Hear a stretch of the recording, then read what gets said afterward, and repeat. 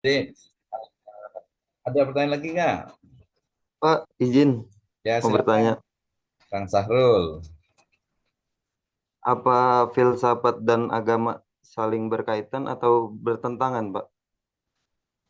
Oke, terima kasih. Ya, apakah antara agama dengan filsafat itu bertentangan? Ya, jawabannya adalah satu sisi bisa bertentangan, di sisi lain juga memiliki objek yang sama. Ada kesamaan dan juga ada perbedaan.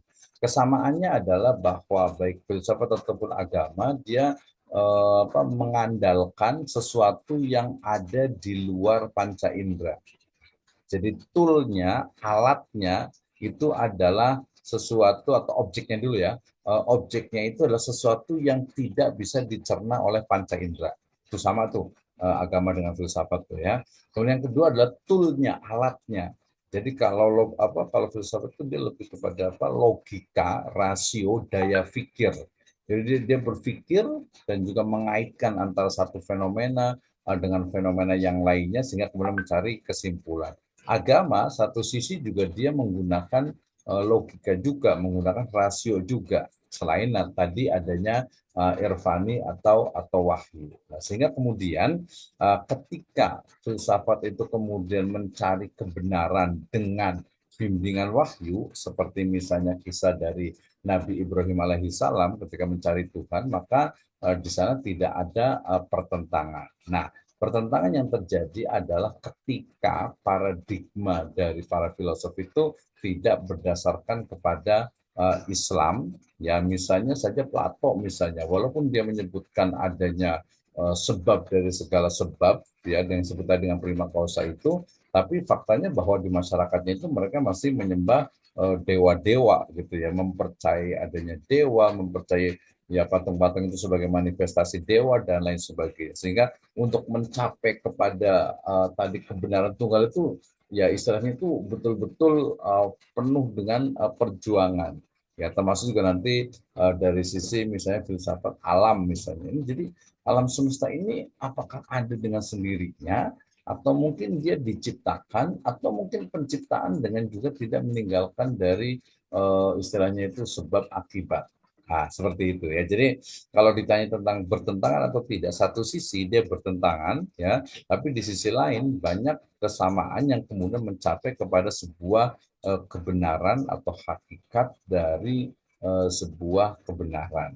Nah, seperti itu ya, sehingga kemudian muncullah tadi counter dari para filosof muslim itu terhadap filsafat-filsafat yang ada dari Yunani ya, sehingga kemudian muncullah kajian tentang apa, tentang disebut dengan apa, filsafat Islam. Nah, seperti itu Kang Sahrul, terima kasih. Iya, terima kasih, Pak. Oke, silakan Pak Kang Agung Satria nih mau nanya kayaknya. Assalamualaikum warahmatullahi wabarakatuh, Pak. Izin bertanya. Wabarakatuh. Ya kan tadi saya nyimak tentang yang Bapak jelaskan ya mengenai bahwa kaum-kaum filosof itu yang berasal dari Yunani itu tidak mendapatkan wahyu ya, Pak ya. Betul. Atau mungkin tidak mengambil dari wahyu-wahyu yang telah diturunkan oleh Tuhan gitu ya, Pak ya. Hmm. Ketika yang saya baca itu seperti yang ada di buku Filsafat Sains, Pak. Itu Hmm. karya Muhammad Jayadi. Kaum Sofia itu atau para filsuf itu semuanya prinsipnya memegang kebenaran, Pak, gitu. Hmm. Nah, ketika para filsuf ini semua memegang kebenaran, prinsip kebenaran, dari mana kebenaran itu mereka mengambil terus kemudian dijadikan suatu prinsip kebenaran bagi mereka gitu, Pak. Sedangkan dari kebenaran-kebenaran yang mereka yakini itu ada kemiripan secara teori-teori yang ada di dalam agama gitu, Pak. Gitu. Ya, oke, terima kasih ya. Jadi ini Terima kasih, Pak. ya, oke. Baik, bahwa kebenaran dari hasil olah pikir manusia itu bisa jadi sama dengan kebenaran yang ada di dalam agama ya. Sama juga kebenaran yang didasarkan kepada sains bisa jadi itu sama dengan kebenaran yang ada pada agama. Misalnya kita meyakini bahwasanya wasyamsu aw wasyamsi tajri fi mustaqarrillaha zalika takdirul azizil hakim. Bahwasanya matahari itu beredar pada istilahnya itu apa, rotasinya ya, pada tempat peredarannya itu adalah kuasa dari Allah Subhanahu wa taala. Nah, ini sains ya, bahwa sains yang ada ternyata memang betul ya, tidak bertentangan dengan wahyu atau dengan agama. Nah, kemudian tadi ketika bicara tentang filsafat misalnya sebab akibat atau mungkin juga dari asal usul manusia atau asal usul alam semesta. Jadi energi utama, bahan utama dari manusia itu apa sih sebenarnya dari alam semesta ini? Apakah dia itu tanah atau mungkin udara atau mungkin air? Misalnya Thales itu menyebut bahwa ya unsur dari segala sesuatu itu ya air gitu ya. Tapi kemudian dikaitkan dengan agama, ternyata betul juga bahwa tadi Allah Subhanahu wa taala menciptakan segala sesuatu itu minal ma, dari air. Nah, kenapa tadi pertanyaan kemudian kok ada korelasi antara seseorang yang berpikir ya, tadi berpikir secara mendalam kemudian akan bertemu dengan kebenaran dalam agama. Nah, inilah menariknya bahwasanya kebenaran yang muncul atau yang ada atau yang bersumber dari wahyu itu sering sekali juga memiliki irisan atau bertemu dengan kebenaran dari logika atau rasional yang memang dirumuskan atau didasarkan kepada sifat-sifat yang betul-betul objektif. Nah, sehingga kemudian kenapa banyak filosof itu kemudian mereka yang kemudian menjadi muslim atau mungkin kebenarannya itu sama gitu ya. Tetapi tadi berbedanya itu adalah pada sumbernya. Kalau Yunani kan kita jelas, tadi kalau disebutkan tidak ada wahyu, ya memang kan gini, kalau sesuatu kaitan dengan agama, ya misalnya tadi wahyu, itu kan harus ada nasnya, harus ada dalilnya, harus ada argumentasinya. Ya ada orang yang mengatakan bahwa oh berarti Aristo itu dia rasul, oh dia itu nabi gitu katanya gitu ya. Nah itu adalah sebuah teori ya. Kalau tidak ada nasnya kita nggak bisa menetapkan gitu ya. Kita nggak bisa apalagi kaitannya dengan agama. Tapi kalau misalnya oh Aristo itu atau mungkin Plato itu mungkin dia punya pemikiran yang dekat nih dengan Islam gitu ya. Nah, karena ketika bicara kan yang muncul itu ada beberapa contoh saja gitu. Misalnya tadi tentang filsafat ketuhanannya atau mungkin tentang filsafat alamnya atau mungkin tentang filsafat manusia itu sendiri atau mungkin filsafat etikanya ya etikanya misalnya gitu ya. Jadi bagian-bagian tertentu yang kemudian kita mengambilnya atau kita mendapatkannya secara sepotong dan memang yang dicarinya itu karena nanti hasilnya atau mungkin di asalnya dari para filosof muslim itu sehingga kemudian sampai kepada kita itu yang cocok-cocoknya, yang sama-samanya. Padahal kalau kita mau explore lagi, ya jujur, objektif, kita akan lihat, oh ini ternyata misalnya saya punya buku yang punya Muhammad Hatta itu, mana bukunya ya, yang filsafat Yunani itu kita temukan ya mungkin berapa persen saja yang memang sesuai dengan pemikiran-pemikiran Islam. Disitulah kemudian nanti banyak peneliti menyebutkan itu adalah baik Plato, Aristoteles ataupun juga Socrates itu mereka belajar ke Mesir kemudian bertemu salah satunya dengan Luqman Al-Hakim sebagai ahli hikmah atau the philosopher di situ. Jadi bicara tentang sebenarnya kebenaran, bicara tentang Tuhan, bicara tentang alam semesta, juga bicara tentang hakikat dari manusia. Ya, sehingga kemudian kalau ditanya kenapa kebenaran filsafat kok sering atau mungkin bisa sama dengan agama, karena sejatinya pemikiran yang dia hanif, yang lurus, yang objektif, yang tidak ada unsur ideologi di dalamnya itu mestinya memang selaras dengan irfani tadi, sesuatu yang datang dari Allah Subhanahu wa taala. Nah, seperti itu. Ya, termasuk juga nanti filsafat etikanya misalnya Cina atau mungkin juga Jepang atau mungkin masyarakat-masyarakat tradisional. Ya, mestinya mereka akan menemukan jadi sebuah titik temu yang itu di sana itu ya Islam itu akan menemukan oh ternyata iya ya benar juga ya misalnya berbuat baik kepada orang tua atau mungkin ya ada kekuatan yang memang itu menjadi puncak dari seluruh alam semesta. Seperti itu ya. Oke, ada yang mau nanya lagi siapa nih Pak Kang Surya atau gimana nih? Iya Pak, sekali lagi Pak nih. Ya, silakan.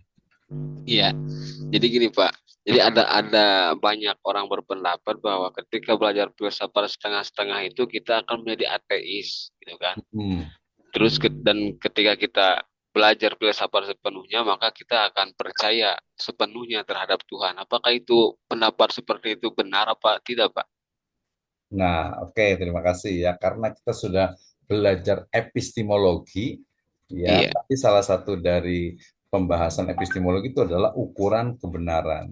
Nah, jadi ini yang alat ukurnya untuk mengatakan itu benar atau tidak itu apa, gitu kan ya? Nah, oke kan? Nah, berarti kemudian kita lihat kalau saya lebih cenderung ya pakai perspektif Islam. Ketika orang mengatakan, orang berpendapat, orang memiliki ide gagasan bahwa oh, kalau separuh-separuh nanti apa namanya jadi ateis misalnya. Saya jawab ya belum tentu itu adalah pendapat. Kata siapa gitu. Banyak orang di ke perguruan tinggi yang mereka belajarnya ya mungkin bisa separuh, setengah, atau mungkin cuma ikut-ikutan dong mereka nggak ateis juga sih gitu. Itu karena kaitan tadi dengan metode irfani yaitu hidayah ya. Nah, itu.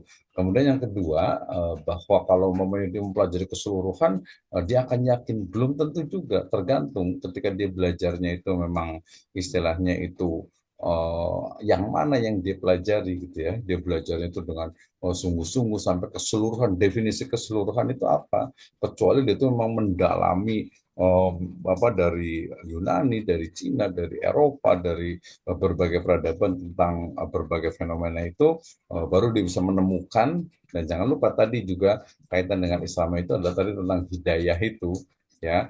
Itu juga menjadi bagian. Jadi kalau saya cenderung justru tidak gitu ya. Saya mengatakan tidak benar karena memang faktanya tidak seperti itu, apalagi tidak ada nas yang menyebutkan. Kalaupun ada, kalau misalnya Imam Al-Ghazali misalnya dalam Tahafut Falasifah, beliau menyebutkan kalau orang yang belajar filsafat itu dia akan bukan ini sih, bisa jadi dia akan malah istilahnya itu nggak yakin dengan agamanya gitu ya. Nah ini karena memang pemahamannya atau metodenya atau cara dalam mempelajarinya.